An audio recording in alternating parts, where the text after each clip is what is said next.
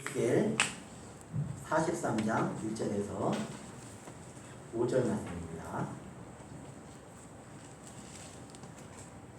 하나님 말씀은 에스겔 43장 1절에서 5절 말씀 한 목소리로 봉독하시겠습니다. 그 후에 그가 나를 데리고 문에 이르니 곧 동쪽을 향하느니라. 이스라엘 하나님의 영광이 동쪽에서 떠오르는데 하나님의 음성이 많은 물소리 같고 땅은 그 영광으로 말미암아 빛나니 그 모양이 내가 본 항상 오전에 성읍을 들어가러 올 때 보던 상상하고 그 발만 바다에서 항상하고 같기로 내가 그 얼굴을 땅에 대고 엎드렸더니 여호와의 영광이 우물을 통하여 성경으로 들어가고 여기 나를 들어 데리고 안뜰에 들어가시니로 내가 보니 여호와의 영광이 성전에 가득하더라. 아멘. 에스겔 선지자는 대선지서로 불과입니다. 선지서가 대선지서가 5권. 이사야, 예레미야, 에가, 에스겔, 다니엘. 이 책이 두꺼우니까 대선지자라고 했습니다. 그리고 호율, 아모, 은미나, 학습만 해가지고 12권. 성경이 소선지서입니다. 그리고 소선지서 볼 때는 참 좋았는데 대선지서는 시간이 아무래도 짧기 때문에 2번에 나눠서 봅니다. 한 번에 보면은 더 성경 눈에 확 들어올 텐데 너무 길어서 이렇게 2번에 나눠서 봅니다. 그래서 저도 교회에서 설교하면서 대선지자처럼 해야 되나 소선지자처럼 해야 되나 고민이 많습니다. 그래서 교회 안에서 평균적인 설교 시간 35분 정도 맞추려고 애를 씁니다. 그런데 이제 어느 정도 되는 것 같은데 가끔은 또 안 될 때도 있어요. 다른 교회 목사님 설교하는 거 보니까 정말 짧게 하시는 분이 25분 정도 설교를 하십니다. 그런 경우는 아주 드물고 보니까 35분 정도가 많고, 그리고 많은 교회들이 보니까 또 의외로 긴 교회도 많아요. 45분. 어떤 교회를 보니까 또 1시간도 넘어요. 설교만. 그래서 저거는 특별히 목사님께서 성도들이 1시간이 10분 정도 느껴지게 하는 그런 말재주가 있는 분인가 보다, 그렇게 말하고, 우리 교회에서는 우리 성도들께서 기도해 주실 때 시간은 길지 않더라도 그 속에 짧은 말 속에 하나님의 말씀을 잘 담아서 우리 성도들이 듣고 은혜 받을 수 있도록 기도해 주시면 감사하겠습니다. 목사도 설교에서 그렇게 하고 싶은데 마음대로 안 되니까 기도하실 때 그렇게 기도해 주셔서, 주일 오전 예배는 오셔서 생활 듣고 있잖아요. 너무 들으면 듣기 힘듭니다. 짧아도 내용이 너무 복잡하면 못 듣습니다. 그래서 들을 수 있는 말씀으로 들을 수 있도록 기도해 주시면 감사하겠습니다. 오늘은 에스겔서 마지막 뒷부분 다 살펴보도록 하겠습니다. 오늘 우리가 읽은 말씀 1절에 보면 그 후에 그가 나를 데리고 문에 이르니 곧 동쪽을 향합니다. 그러니까 예루살렘 성전 벽에 보면 동쪽으로 향한 문이 있고 서쪽, 남쪽, 북쪽, 또 분문, 그 화장실에 나오는 것들을 내보내는 문, 이문도 있고 양문도 있고 문의 이름이 많습니다. 그런데 지금 현재 이스라엘 성벽에 나 있는 문 가운데 동쪽을 향한 문, 감람산 쪽을 향해 있는 문은 지금 막혀 있습니다. 돌로 완전히 막혀 있어요. 그게 오늘 말씀과 관련이 있습니다. 여호와의 영광이 예루살렘을 떠나시고 예루살렘이 폐허가 됐는데 계속 그러지 않고 여호와 하나님이 돌아오시는 것을 에스겔 선지자가 봤습니다. 2절에 보니까 이스라엘 하나님의 영광이 동쪽에서부터 오는데, 동쪽이 중요합니다. 그래서 이스라엘 백성은 항상 동쪽을 중요하게 생각해요. 지금 하나님께서도 동쪽에서 오시죠. 하나님의 음성이 많은 물소리가, 여기 우리가 찬송할 때도 오늘 물소리처럼 큰 찬송을 올려드리는데 여호와 하나님의 음성이 많은 물소리같이 땅은 그 영광으로 말미암아 빛이 났습니다. 하나님 오시면 이 땅이 이렇게 밝고 빛납니다. 슬픔이 사라지고 탄식이 사라지고 즐거움과 기쁨과 우리 속에 노래가 흘러 넘칩니다. 그런데 그 모양을 보니까 지난번에 봤잖아요. 하나님을 봤잖아요. 하나님 어떻게 예루살렘에 임하셔서 예루살렘이 얼마나 더럽고 추한 우상 숭배지가 되었는지 보여주었습니다. 그리고 바벨론 포로제가 있던 에스겔에게 그발강가에서 하나님이 나타나는 모습을 우리가 이미 봤습니다. 3절에 그 모습이 나타났는데 그 모양이 내가 본 성전, 내가 본 환상, 곧 전에 성을 멸하러 올 때 보던 환상 같고 그 발 가까이서 보던 환상과도 같기로 내가 곧 얼굴을 땅에 대고 엎드렸더니. 하나님을요, 한 번 만난 분은 하나님을 금방 알아봐요. 하나님 눈에 안 보이잖아요. 하나님이 계신지 안 계신지 모르는 사람도 많습니다. 그런데 하나님이 우리를 찾아오셔서 하나님을 만난 경험을 한 사람은 하나님 임하시면 금방 알고 하나님 앞에 엎드려 하나님을 경배하고 높여줍니다. 에스겔은 번쩍번쩍거리는 폭풍 가운데 단새 같은 빛나는 가운데 하나님이 내 생명 가운데 거하시는 모습으로 찾아오신 것을 만났습니다. 그 하나님을 다시 만나봅니다. 땅에 엎드려 경배합니다. 그러자 여호와의 영광이 동물을 향하여 통하여 성전으로 들어가고 그 여호와의 영광이 돌아오신 겁니다. 이거를 봤어요. 에스겔이. 에스겔이 얼마나 마음이 좋을까요? 여호와의 영광이 떠났는데 여호와의 영광이 다시 동물을 향해서 다시 성전으로 들어오셨다. 이것 때문에 에스겔이 굉장히 기쁘고 즐거워합니다. 영이 나를 들어 데리고 안뜰로 들어가시기로 내가 본 여호와의 영광이 성전에 가득하더라. 여호와의 영광이 다시 들어와서 안뜰에 들어가시고 보니까 여호와의 영광이 성전에 가득했습니다. 오늘 우리 가운데도 여호와의 영광이 가득한 우리 예배 초소, 우리 화흥왕국교회가 되기를 축원합니다. 우리 성원들의 가정도 바라기는 여호와의 영광이 충만한 그런 가정들이 다 되시길 바랍니다. 찬송으로, 말씀으로, 예배로 하나님 높여짐으로 그런 여호와의 영광이 임하시고 언제든지 여호와의 영광이 그 집에 들어올 때 환영받고 높임을 받는 그런 아름다운 믿음의 가정이 다 되시기를 바랍니다. 직장과 사업장도 그런 것으로 만들어 가시면 하나님께서 기뻐하실 것입니다. 그런 것들을 저는 가끔 보거든요. 직장을 정말로 하나님이 다시 것으로 만들어요. 사람들이 힘들고 어려웠는데 하나님이 그곳에 함께 하심을 믿고 하나님의 예배 가운데 믿음으로 산 성도에서 바뀌어지는 것을 저는 많이 봤습니다. 사업장으로 그런 하나님의 영광이 임하는 우리 성도들의 삶의 초소가 되시기를 바라고 우리 학생들 학교도 그런 곳이 되시기 바랍니다. 학교도 하나님의 영광이 머무는 그런 아름다운 초소가 되기를 바랍니다. 이 에스겔의 역사를 지난 시간에 잠깐 봤는데 이스라엘의 역사는 애굽에서 나와서 나라가 세워지고 처음 왕 사울왕이 세워지고 다윗왕이 세워지고 그리고 다윗왕의 아들 솔로몬 때 그가 하나님 앞에 범죄함으로 나라가 북이스라엘과 남쪽 유다로 나눠집니다. 이 나라들이 하나님 말씀을 지키지 않고 신명기 28장 말씀처럼 순종하지 않으므로 결국 나라가 망했습니다. 동쪽 이스라엘은 BC 722년에 아수르에서 망하고 남쪽 유다는 BC 586년에 바벨론에서 망합니다. 그때 끌려간 포로들이 있는데 그 가운데 에스겔 선지자가 들어있습니다. 포로기 70년 바벨론 포로기가 있는데 이때 여호와 하나님이 진짜 온 상찬하지에 신들 중에 신이시다. 하나님이 우리를 사랑하시고 전능하시다. 그런 것들을 똑똑히 보여줍니다. 그리고 그 시기에 우리의 구원자, 이스라엘의 구원자 예수님이 다시 오신다. 그걸 뚜렷하게 보여줍니다. 구약시의 성도들도 십자가를 받아갔습니다. 아담과 하와도 오전에 우리가 봤던 말처럼 여자의 후손으로 오실 예수 그리스도를 바라보며 소망 가운데 그들의 죄를 누르고 하나님의 은혜 가운데 살았습니다. 죄범했다고 끝난 거 아닙니다. 하나님의 은혜가 계속 그들을 다스리니까 죄를 범했음에도 불구하고 하나님 지키시고 구하셔서 아담과 하와도 살았고 우리도 살고 있는 것입니다. 포로기가 어떻게 보면은 이스라엘 백성들에게는 더 깊은 은혜의 시간이었습니다. 다니엘이 1차 포로 BC 605년에 끌려가서 하나님의 살아계심을 많이 나타냈고 BC 597년 에스겔이 2차로 포로로 끌려가서 포로 중에 있으면서 에스겔이 여러 환상을 봅니다. 에스겔이 하나님의 영광이 떠나는 것도 봤고요. 하나님의 영광이 떠난다는 것은 바로 이스라엘 백성들이 하나님 말씀을 듣지 않으므로 예루살렘이 망하는 것을 보여준 것입니다.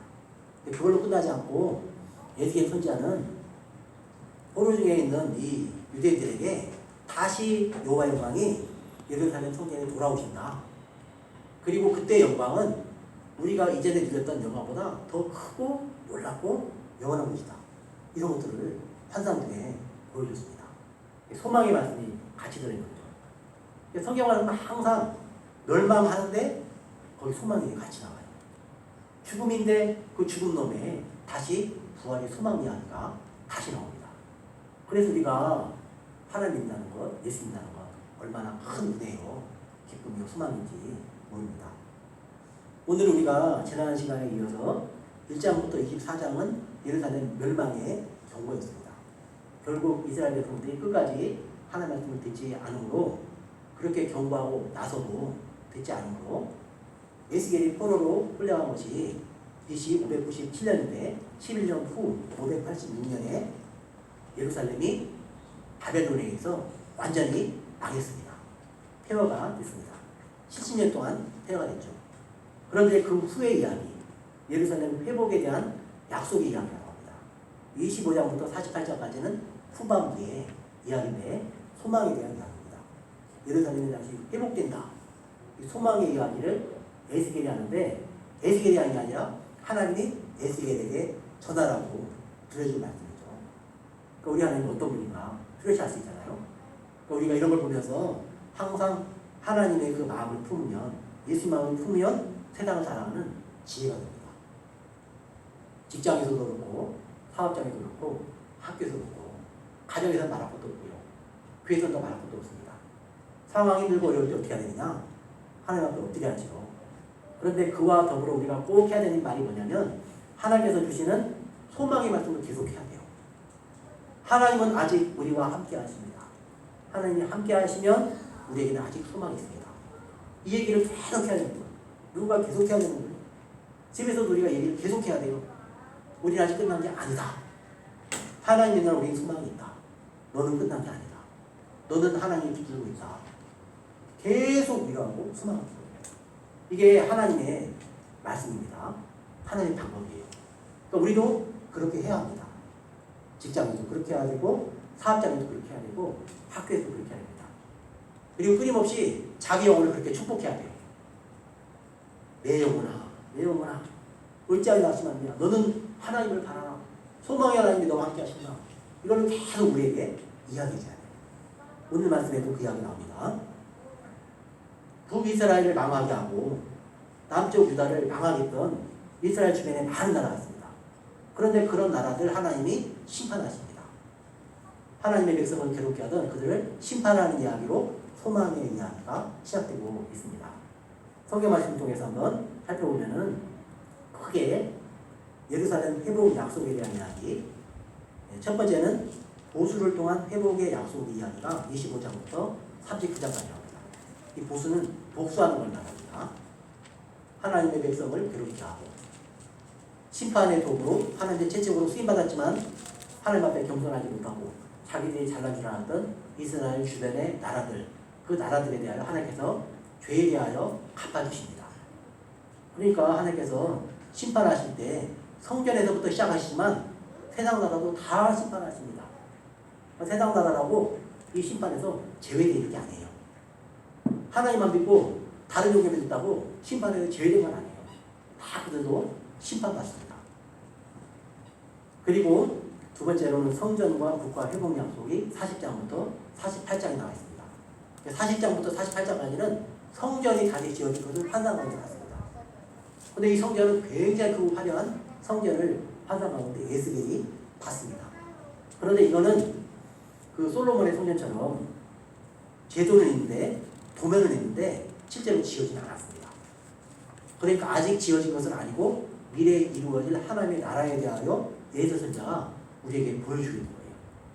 그런 먼 요한계시록까지 연결되는 마지막 종말까지 연결되는 그 소망의 말씀을 예수 선자가 우리에게 주고 있습니다.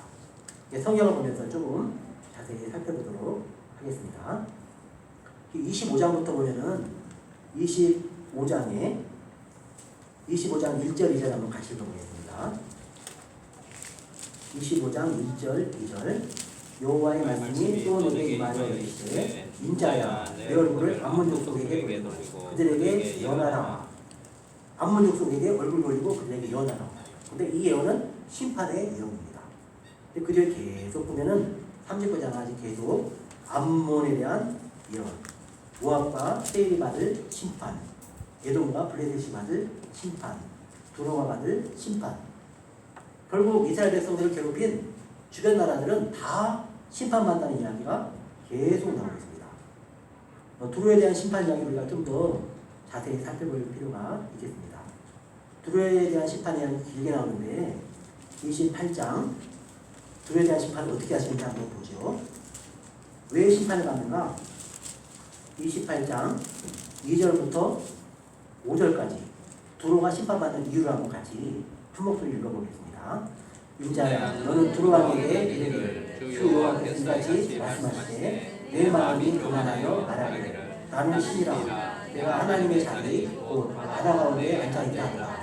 내 마음이 하나님의 마음 같은 지나치라도 너는 사람이요 신이 아니거늘 내가 다니엘보다 지혜로워서 은밀한 것을 깨닫지 못한 것이 없다 하고 내 지혜로와 총명으로 재물을 얻었으며 금과 은을 곳간에 저축하였으며 내 큰 지혜와 내 미력으로 재물을 다하고 그 재물로 말미암아 내 마음이 교만하였더라. 아멘. 여기 보니까 두로의 죄를 딱 보니까 교만입니다. 두로는 특별히 바다 항구입니다. 지중해에서 내륙으로 들어가는 굉장히 중요한 항구예요. 그러다 보니까 우리는 바다 가운데 앉아있다 하면서 나는 신이다. 내가 하나님이다. 그렇게 두로 왕이 교만했습니다. 실제로 두로가 얼마나 교만했는지 큰 지혜, 무역으로 재물을 다하고 재물로 말미암아서 마음이 교만했다고 합니다. 이 땅에서 정말 좋은 믿음의 사람은 재물이 많아도 교만하지 않습니다. 지혜가 많아도 교만하지 않고 높은 자리에 올라가도 교만하지 않은 것이 참된 믿음의 사람입니다. 그런 사람은 옆에 사람에게 위로를 주고 옆에 사람을 살리고 세울 수 있는 그런 사람으로 쓰임받게 됩니다. 두로가 이렇게 교만한 결과 심판을 받는데 어떻게 심판을 받는가? 28장 6절에서 9절 말씀 한 목소리로 읽겠습니다. 그러므로 주 여호와께서 이같이 말씀하셨느니라 내 마음이 하나님의 마음 같은 채 하였으니 그런즉 내가 비방한 곧 여러 나라의 강권자를 보내기로 와서 너를 치리니 그들이 칼을 빼어 내 지혜의 아름다운 것을 치며 내 영화를 더럽히며 또 너를 구덩이에 빠뜨려서 너를 바다 가운데서 죽임을 당한 자의 죽음같이 바다 가운데서 죽게 하리라. 내가 너를 죽이는 자 앞에서도 내가 하나님이라고 말하겠느냐. 너를 치는 자들 앞에서 사람일 뿐이요 신이 아니라. 아멘. 너를 치는 사람 앞에서도 나는 하나님이요 그런 말하면서 서 있을 수 없다는 거죠. 결국 너는 사람일 뿐이라 뚜렷하게 나타내는데 여기 표현이 바다 가운데 죽게 할지라. 근데 두로에 저는 가보지 못했는데요. 이스라엘 가보지 못했는데 거기 사진을 보니까요. 사진에 보니까 옛날에 있던 궁궐터, 창고터 그런 것들이 전부 바다에 잠겨 있어요. 그 옛날에 두로에 화려하던 그 모습이 바다에 잠겨 있습니다. 성경 말씀 그대로 된 거죠. 지금은 두로가 무너져서 건물더미만 남아 있습니다. 관광객들이 옛날에 그렇게 교만했던 두로가 이렇게 무너져서 바다 속에 잠겨 있다. 그런 것들을 보고 인생은 허무하며 하나님 앞에 인생은 아무것도 아니다. 그 숫자를 셀 가치가 어디 있느냐. 그렇게 사람들이 지나가는 도시가 폐허의 도시가 되고 말았습니다. 또 이제 애굽에 대해서도 하나님께서 심판을 말씀하십니다. 애굽이 그렇게 하나님의 백성들을 괴롭게 힘들게 했습니다. 애굽에 대한 심판의 이야기도 나오는데 29장 9절 말씀 같이 읽어보겠습니다. 애굽 땅이 사막과 황무지가 되니 내가 여호와의 일을 그들이 알리라. 내가 스스로 이르기를 이 강은 내 것이라 내가 만들었다 하도다. 여기 바로가 모세가 가서 그 나일강을 피가 되게 하니까 우리는 못할 줄 알고 하고 나일강을 피로 변하게 하잖아요. 그거는 바로가 그 애굽의 왕이 나도 신이다 그거를 보여준 거거든요. 그런데 그 교만, 이 강은 내 것이라 내가 만들었다 하던 바로의 교만을 꺾는 말씀입니다. 29장 15절 말씀 같이 읽어보겠습니다. 나라 가운데 지극히 미약한 나라가 되어 다시는 나라를 위해 스스로 높이지 못하리니 내가 그들을 강하여 다시는 나라를 다스리지 못하게 할 것이니라. 아멘. 이 말씀 그대로 읽었습니다. 저는 이집트도 이제 못 가봤는데 가보신 분들 이야기를 들으니까 가면은 정말로 못 산대요. 정말로 못 살고 우리나라 60년대 70년대처럼 애들이 정말로 꾀죄죄한 모습 가지고 있답니다. 그래서 관광객들이 가면은 $1, $1 하면서 관광객들 옆에 막 벌떼처럼 몰려든답니다. 가이드가 미리 딱 얘기해주고 절대 주지 마십시오. 주면은 굉장히 위험하다는 거예요. 뭐 이 줄이 늑대들처럼 달려들어가지고 막 약탈할 것처럼 그런 식으로 돌던기 때문에 주지 마십시오. 그런다는 이야기를 들어봤습니다. 하나님 말씀 그대로 이루어지는 거예요. 이건 완전히 지금 미약한 나라에 대해서 보잘것없게 되었습니다. 하나님의 말씀 그대로 되는 거죠. 애국도 그렇게 다 무너지고 하나님의 말씀대로 됐습니다. 애국도 무너지고 그리고 이제 에돔도 무너지고 다 하나님의 말씀대로 무너집니다. 그리고 그때 에스겔에게 다시 파수꾼의 사명을 일으켜 세웁니다. 이스라엘 백성들이 가서 이야기하라는 거죠. 이야기해서 파수꾼의 사명을 감당해라 이야기를 하는데 33장에 나옵니다. 33장 1절부터 4절 말씀 같이 읽어보겠습니다. 여호와의 말씀이 내게 임하여 이르시되 인자야 너는 내 민족에게 말하여 이르라. 가령 내가 칼을 한 명에게 임하게 한다 하자. 그 땅 백성이 자기들 가운데 하나를 택하여 파수꾼을 삼은 그 사람이 그 땅에 칼이 임함을 보고 나팔을 불어 백성에게 경고하되 그들이 나팔 소리를 듣고 정신 차리지 아니하므로 그 임하는 칼이 내 제거당을 당하면 그 피가 자기에게로 돌아갈 것이다. 하나님이 칼을 보내서 그 땅이 망하게 할 때 파수꾼이 나팔을 불고 경고했는데도 그들이 일어나지 않아서 망하면 그 피가 자기들에게 돌아간다는 거예요. 그런데 만약에 파수꾼이 나팔을 불지 않았다 그러면 그들의 죽은 피값을 파수꾼에게서 찾을 것이다. 너희는 찾을 것이다. 그러니까 너는 파수꾼의 사명을 너희 민족에게 잘 해라 그렇게 말합니다. 에스겔에게 1차적으로 말한 것은 세계 선교도 중요하지만 너희 민족에게 먼저 잘 말해라. 너희들 다시 돌아오면 살 수 있고 하나님을 떠나가면 망한다. 이 파수꾼 역할을 제대로 하라고 이야기하고 있습니다.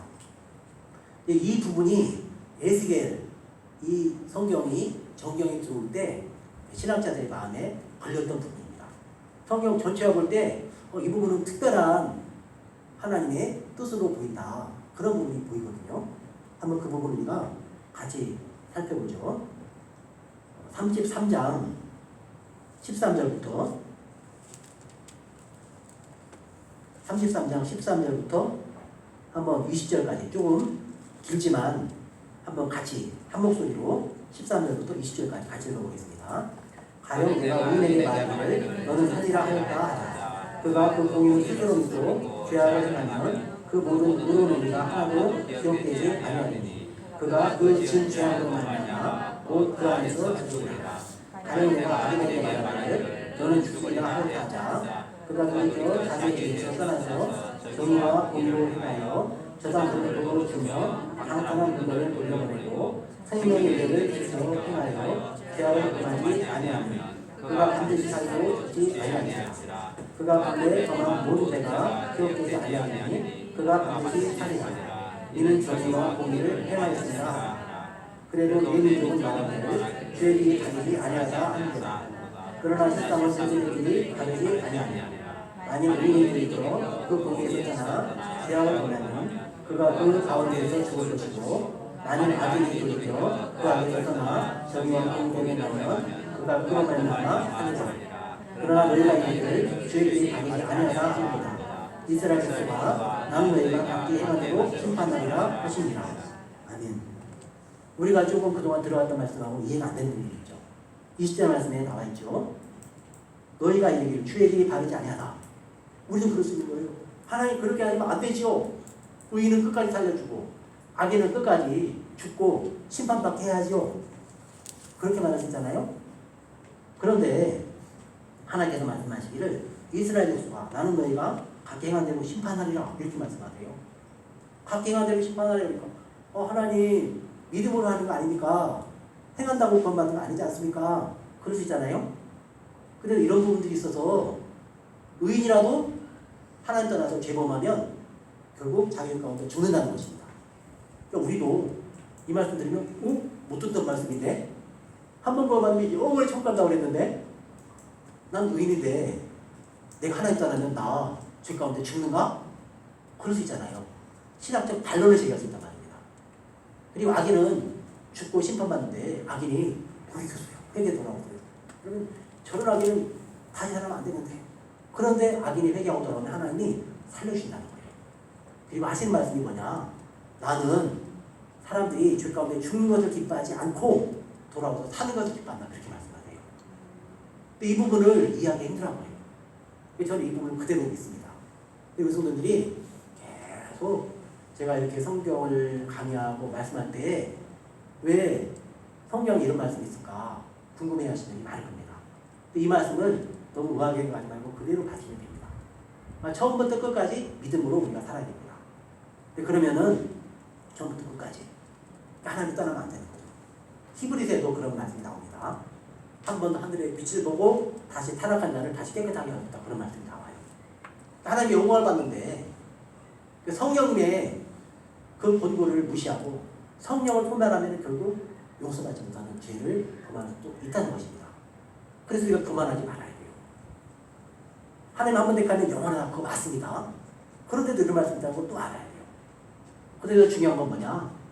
그런 마음까지도 다 하나님이 다스린다는 것입니다. 결국 택함받은 사람은 끝까지 붙들어줘서 하나님을 떠날 수가 없어요. 그게 하나님의 말씀입니다. 그럼 하나님의 말씀 틀린 게 하나도 없죠?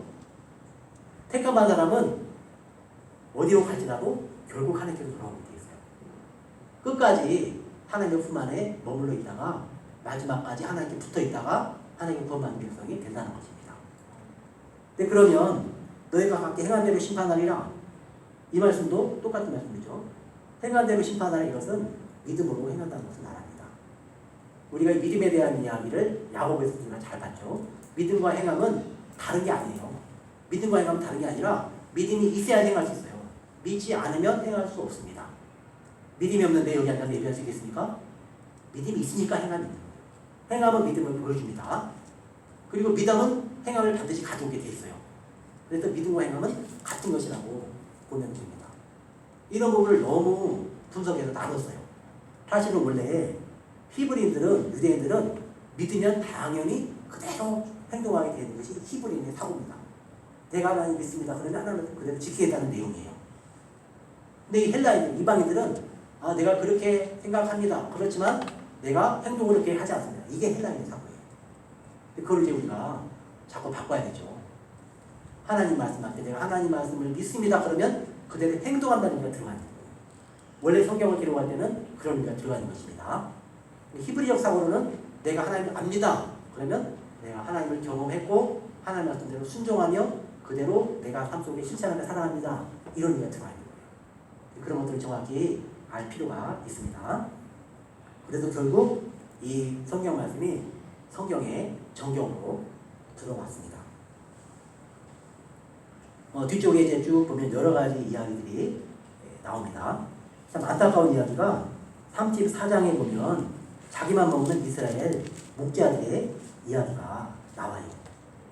한번 34장 1절부터 3절까지 한번 읽어보겠습니다. 여호와의 말씀이 내게 임하여 이르시되 인자야 너는 이스라엘 목자들에게 예언하라. 그들 곧 목자들에게 예언하는 일을 주 여호와께서 이같이 말씀하시되 자기만 먹는 이스라엘 목자들은 화가 있으며 목자들이 양떼를 먹는 것이 마땅하지 아니하냐. 너희가 살찐 양을 잡아 그 기름을 먹으며 그 털을 입되 양떼는 먹이지 아니하는도다. 여기 이스라엘 목자들에게 자기만 먹는 이스라엘 목자들에게 화의 숙제 이렇게 말합니다. 그래서 사꾼 목자, 자기만 먹이는 목자, 양떼를 먹이지 않는 목자, 살찐 양을 잡아 기름을 먹고 그 털로 옷을 입는 그런 자기만 위하는 목자, 그런 목자들에게 화 있을진저 이렇게 말합니다. 그래서 오늘 우리 한국교회에 참 여러 가지 모습이 있습니다. 목사님들 안에 정말로 예수님 닮은 그런 목사님들이 다 되면 좋을 텐데 그러지 못한 경우도 있어서 참 안타깝습니다. 그리고 우리가 기도할 때 우리 대한민국의 대부분의 목사님들은 다 신실하게 빚도 없이 이 땅에서 숨은 곳에서 자기의 삶을 들여 자기 인생을 들여서 하나님 앞에 헌신하고 섬기고 하나님 앞에 주신 양물들 힘껏 섬기고 있습니다.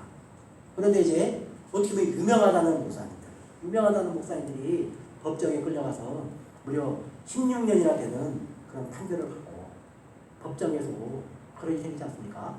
그런 것들이 참 안타까운데 그때나 지금이나 비슷한 것 같습니다. 그래서 너무 유명한 목사님들 좋아하지 마시기 바랍니다. TV에도 보면 기독교 방송도 많고 TV에도 많이 나올 텐데 유명한 목사님들 너무 좋아하지 마시기 바랍니다. 유명한 목사님들이 그렇게 됐어요. 좋은 쪽으로만 하나님을 높이고 하나님을 섬기고 양머리를 상인도 그래서 그것만으로 유명한 좋겠는데 세상 법정에 나가서 유명해져가지고 아주 교회에 침이 됐어요. 교회를 오히려 무너뜨리는 사람이 됐어요. 목자가 교회를 무너뜨립니다. 그런 안타까움에 대해서 하나님도 일찍이 말씀을 하셨습니다. 여러 나라의 심판에 대해서 이야기합니다. 그리고 놀라운 말씀이 37장에 나옵니다.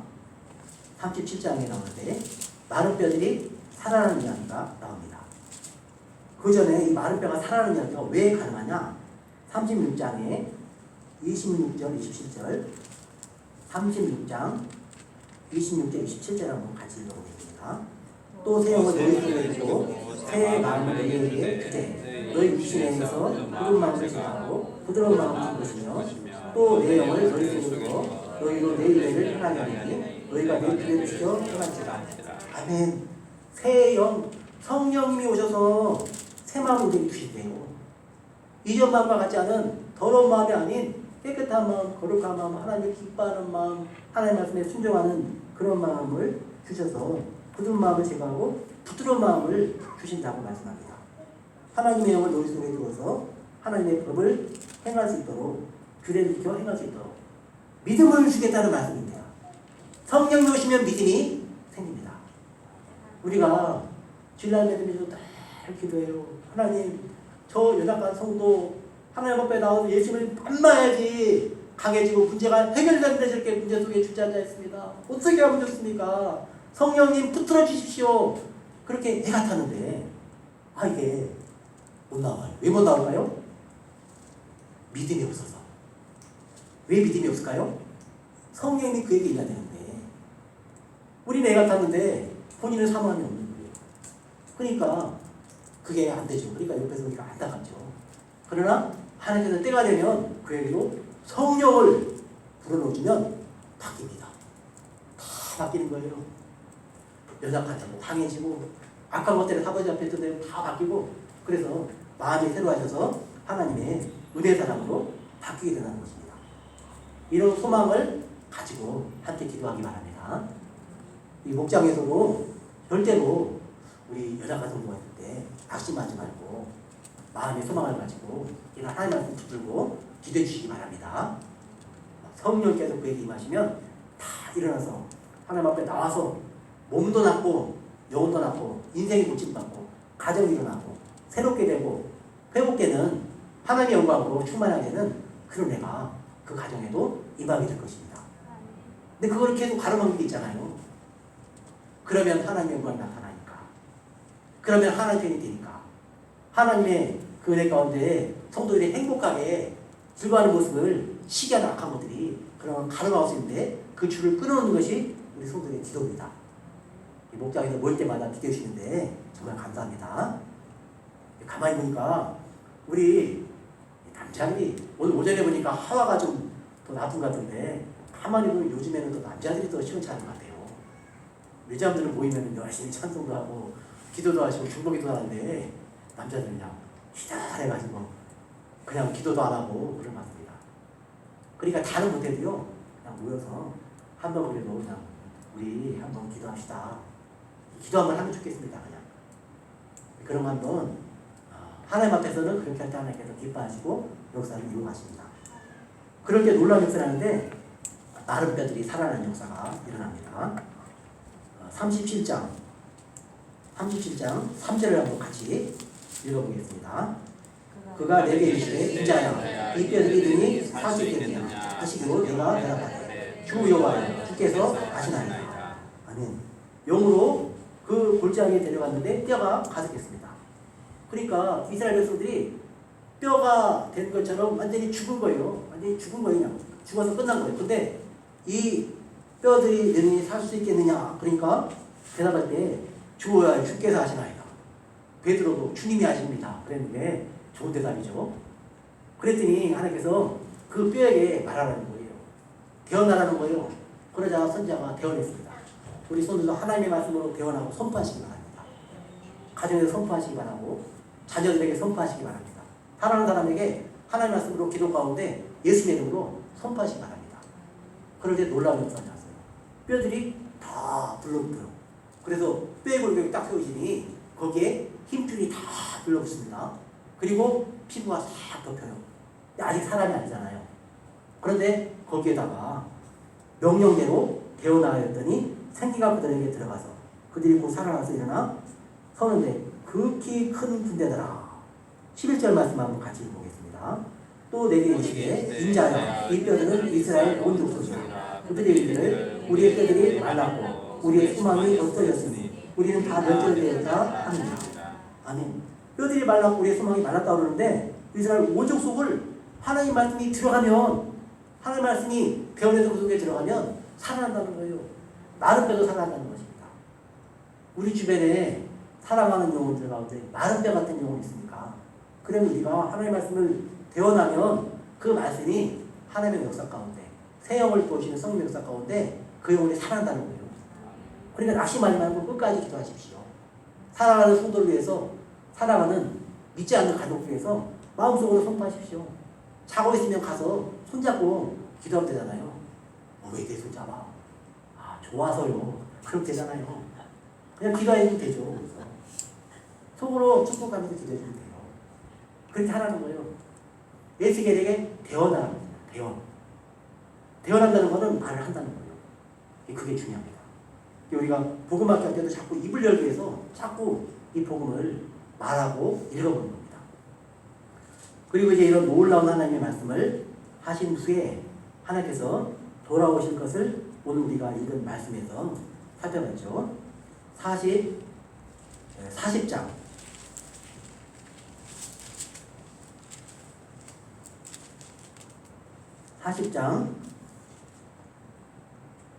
2절 3절 말씀만 읽어보겠습니다. 하나님의 이상 중에 나를 데리고 이스라엘 땅에 이르러 나를 매우 높은 산 위에 데려오시는데 거기에 나무라고 통산 같은 것이 있더라. 나를 데리시고 거기에 계시니 모양이 똑같이 생긴 사람 하나가 손에 삼줄과 측량하는 잘대를 가지고 문에 서 있더니 아멘. 여기 보니까 나를 데리고 이스라엘 땅에 이르러 높은 산에 타고 내려갔습니다. 그리고 성읍을 쫙 보여주는데 거기 보니까 녹같이 빛난 사람 하나가 손에 삼줄과 측량하는 장대를 가지고 문에 섰어요. 그러니까 측량하는 사람이 거기 있는 거예요. 그러니까 다시 이스라엘이 중건된다. 이스라엘이 다시 회복된다는 이야기입니다. 그래서 40장부터 48장까지는 성전이 다시 세워질 에스겔 성전에 대한 이야기입니다. 에스겔 성전은 실제로 지어지지 않았습니다. 실제로 지어지지 않고 환상으로만 본 것입니다. 그리고 그 환상 가운데 하나님이 들어오신 모습이 44장에도 다시 나옵니다. 44장 1절부터 4절 말씀 읽어보겠습니다. 44장 1절에서 4절 말씀. 그가 나를 데리고 성소의 동쪽을 향한 바깥문에 돌아오시니 그 문이 닫혔더라. 여호와께서 내게 이르시되 이 문을 닫고 다시 열지 못하시니 아무도 그리로 들어오지 못할 것은 이스라엘 하나님 나 여호와가 그리로 들어왔습니다. 그러므로 닫아주시니라. 왕의 가장에 발길로 이 문 현관으로 들어가서 거기 앉아서 나 여호와께서 음식을 먹고 그 길로 나갈 것이니라. 그가 또 나를 데리고 북문을 통하여 성전 앞에 이르시고 내가 보니 여호와의 영광이 여호와의 성전에 가득한지라. 내가 얼굴을 땅에 대고 엎드리니 아멘. 여호와께서 동물을 향해서 들어오시고 여호와의 성전에 하나님의 영광이 가득했습니다. 그래서 그 앞에 얼굴 대고 땅에 엎드려 경배하고 있습니다. 회복된 하나님의 나라에 대한 말씀입니다. 이 말씀은 완전히 이루어지진 않았는데 이 말씀은 이 믿음으로 구원받는 성도에 대한 이야기고 마지막 요한계시록 때 이루어질 하나님과 함께하는 천상의 그런 모습으로 연결된 것으로 우리가 연결해서 생각해 볼 수가 있습니다. 왜냐하면은 47장 6절에서 8절 말씀 47장 6절에서 8절 말씀 한번 같이 읽어보겠습니다. 그가 내게 이르시되 인자야 내가 이것을 구하느냐 하시고 나를 인도하는 강가로 돌아가게 하시기로 내가 돌아가니 강 좌우편에 나무가 심이 많더라. 그가 내게 이르시되 이 물이 동쪽으로 향하여 아라바로 내려가서 바다에 이르니 이 흘러내리는 물로 아라의 물이 대사라 말이라. 12절 말씀 읽어보겠습니다. 강 좌우자에는 각종도를 바실나무가 자라서 그 잎이 시들지 아니하며 열매가 끊이지 아니하며 달마다 소열매를 맺으니 그 물이 성소를 통하여 나옵니다. 그 열매는 먹을 만하고 그 잎사귀는 약재가 된다. 아멘. 달마다 새를 맺는 그 강가의 나무 요한계시록이라는 말씀이죠. 그러니까 뉘우치고 돌아가면은 다 마른 뼈 같은 사람도 생명수 강가에서 영원히 생명나무 갈고 보며 영원히 산다. 그러므로 나 함께 영원히 살자. 이 소망의 말씀을 우리에게 들려주고 있습니다. 이런 놀라운 소망의 말씀이 에스겔을 통해서 우리에게 들려주고 있는데 우리 성도의 삶 현장에도 실제로 하나님의 은혜와 사랑이 나타나서 하나님의 영광을 보며 그 은혜 가운데는 우리 손이 다 되시기를 예수 이름으로 축원합니다. 하나님 아버지 은혜를 감사합니다. 죄 때문에 예루살렘을 떠났던 여호와의 영광이 돌아왔고 성전 안에서 하나님 앞에 예배하는 그 영광의 모습을 에스겔은 보았습니다. 오늘 우리 가운데도 마른 뼈같이 상한 영혼들 하나님께서 은혜 베풀어 주시고 돌아오게 하셔서 하나님의 내 가운데 회개하고 돌이켜 천국에서 영원히 사는 그런 은혜를 허락하여 주옵소서. 예수님 이름으로 기도합니다. 아멘.